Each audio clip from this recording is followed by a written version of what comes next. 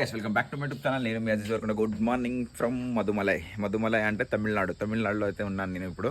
తమిళనాడులో ఇక్కడ ఫారెస్ట్లో అయితే స్టే చేశాను. చూసిరు కదా, ఇది నా బైక్, ఇది నా రూము. పక్కనే బైక్ పక్కనే నైట్ మొత్తం ఫుల్ వర్షం పడ్డది.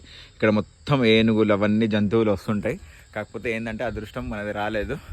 నైట్ అయితే చాలా వచ్చినాయి, వస్తుంటే రన్నింగ్లో అయితే కనిపించినాయి. నిన్న వీడియో అయితే మీరు చూడండి, లేదంటే నిన్న రీల్ చూడండి ఇన్స్టాగ్రామ్లో, మీకు అర్థమైపోతుంది. ఇప్పుడైతే మనమైతే వైనాడ్ వెళ్తున్నాం. ఇక్కడ చూడండి ఒక బర్రె ఉంది, అది అడవి బర్రె లెక్కన ఉంది కొంచెం యాస్టీస్గా.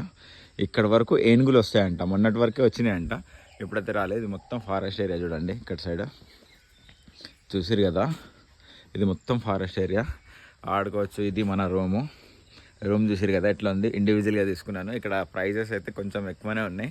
కాకపోతే మనకు తెలిసిన అతను ఒక అతను ఉండు, అతనితో మాట్లాడి కొంచెం ప్రైస్ అయితే తగ్గివచ్చు. నేను ఎంతకు తీసుకున్నానో ఏందో మీకైతే ఎక్స్ప్లెయిన్ చేయలేను, ఎందుకంటే చెప్పొద్దు. మీరైతే రండి, మీరు ఎవరైనా రావాలనుకుంటే నాకు మెసేజ్ చేయండి, నేనైతే తక్కువలో ఇప్పిస్తాను. ఇప్పుడైతే మనం వైనాడు బయలుదేరుతున్నాం, వైనాడుకి వెళ్ళిపోదాం.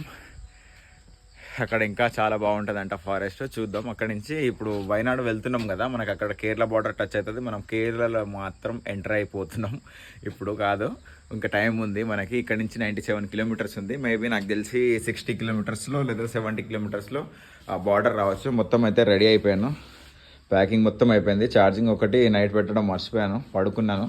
ఈరోజు అయితే లేట్గా లేచాను. ఇప్పుడు టైం వచ్చేసి మనకి 8 అవుతుంది. ఇప్పుడు బయలుదేరుదాం, ఇంకా ఏం లేదు.